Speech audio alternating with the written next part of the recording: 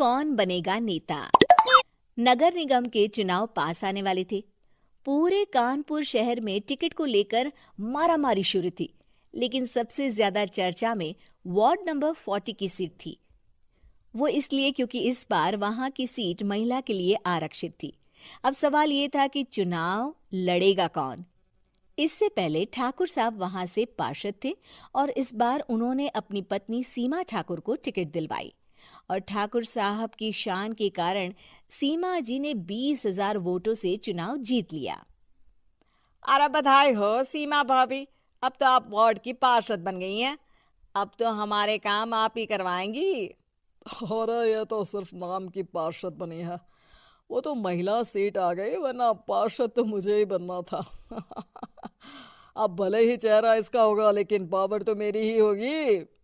अरे वाह भाई साहब, क्या दिमाग लगाया है आपने भी।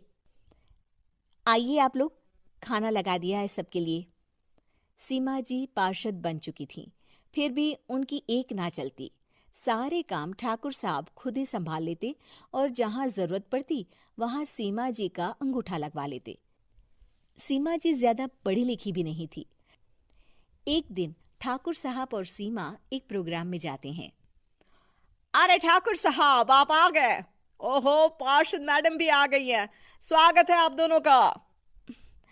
लगता है हमारे पार्षद फंड का सही इस्तेमाल हो रहा है। चलिए अब उद्घाटन करते हैं। ये लीजिए ठाकुर साहब कैची, आप ही सबसे पहले प्रवेश कीजिए। सब लोग आगे निकल जाते हैं और सीमा जी पार्षद होने के बावजूद भी पीछे खड़ी रह जाती हैं। वो देखती हैं कि वेलकम बोर्ड पर उनका नाम है, लेकिन महिला होने के कारण कोई उनका सम्मान नहीं कर रहा। अगले दिन एक आदमी उनके घर आता है। अरे ठाकुर साहब नमस्कार। कल ना हम नोटिस किए कि हमारा घर तो अवैध है और नगर निगम वाले उसे तोड़ने आ रहे हैं।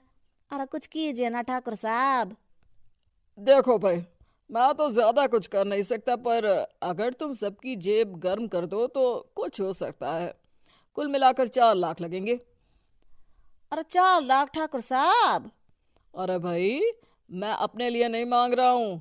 दरोगा है, इंजीनियर बाबू है, बड़े साहब है, सबको देना पड़ता है ना थोड़ा थोड़ा। बोलो है मंजूर? तभी वहां अचानक सीमा जी आ जाती हैं। अरे ये आप क्या कर रहे हैं? पहले इन्हीं लोगों से तो आपने वोट मांगे, अब इनसे ही पैसे ले रहे हो। अरे चुप रहो तुम। तुम्हारा काम है सिर्फ अंगूठा लगाना, तुम वही किया करो। मुझे दूसरे काम तुम मत सिखाओ, समझी? और तुम ना जाओ, अब पैसे लेकर आओ, वरना जेसीबी किसी भी वक्त आती होगी। सब कुछ ऐसे ही चलते रहता है। एक दिन सीमा जी और ठाकुर साहब को एक लोकल मीटिंग में बुलाया जाता है। वहां पर कई और अधिकारी लोग भी मौजूद रहते हैं। अब मैं चाहूंगा कि ठाकुर साहब हमारे बीच 2 शब्द कहें। मेरे प्यारे भाइयों और बहनों, आज मेरा सौभाग्य है कि मैं आप सबकी सेवा दिन रात कर पा रहा हूं। आपने मेरी पत्नी को भारी मतों से जिताया है, इसलिए मैं आप सभी का शुक्रगुजार हूं। मैं आप सबसे वादा करता हूं कि हमेशा की तरह हमारे वार्ड में किसी को कोई तकलीफ नहीं आने दूंगा। सभी लोग तालियां बजाने लगते हैं। अब मैं माननीय पार्षद मैडम को स्टेज पे बुलाना चाहूंगा। अपने नाम को बुलाया सुनकर सीमा जी एकदम चौंक जाती है। उन्हें बिल्कुल उम्मीद नहीं थी कि इतनी बड़ी जगह उन्हें मंच पर बुलाया जाएगा। जैसे तैसे वो मंच पर चढ़ती हैं। ऊपर जाते ही सीमा जी को सारी पुरानी बातें याद आ जाती हैं कि किस तरह उनके पति उन्हें कभी भी आगे बढ़ने नहीं देते और उनके नाम से गलत काम करते हैं।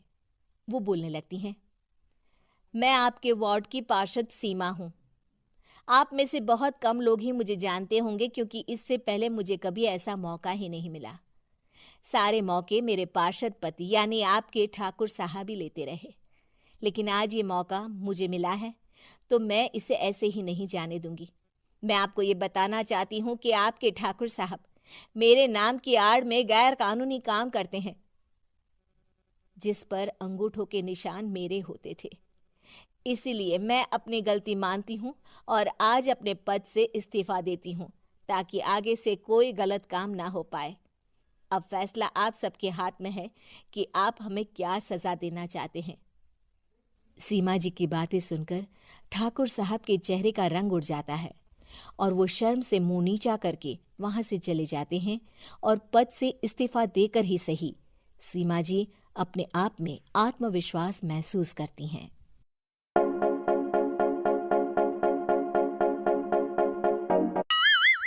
मीरपुर नाम के शहर में तेजस अपनी पत्नी नीरू के साथ रहता था। पति पत्नी दोनों ही नौकरी करते थे। एक दिन तेजस गांव अपनी माँ के पास फोन करता है। हेलो, प्रणाम माँ। जीते रहो माँ, तुम दादी बनने वाली हो।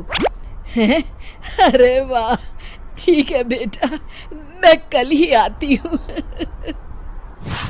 जब माँ जी शहर पहुंची तो बेटे बहू ने बहुत अच्छे से स्वागत किया। लीजिए माँ जी चाय। अरे गर्मा गर्म पकोड़े ले आओ माँ के लिए। नीरू रसोई में गई और 2 मिनट में ही पकोड़े ले आई। जी ये लीजिए। बहू जादू से बनाए हैं क्या? अभी तो रसोई में गई थी। यम्मी। माँ जी, शीला रसोई में पकोड़े तल रही है, मैं बस लेकर आई। हे भगवान, मेरा धर्म भ्रष्ट कर दिया तूने। अब तो गंगा जल से शुद्धिकरण करना होगा। दूसरे दिन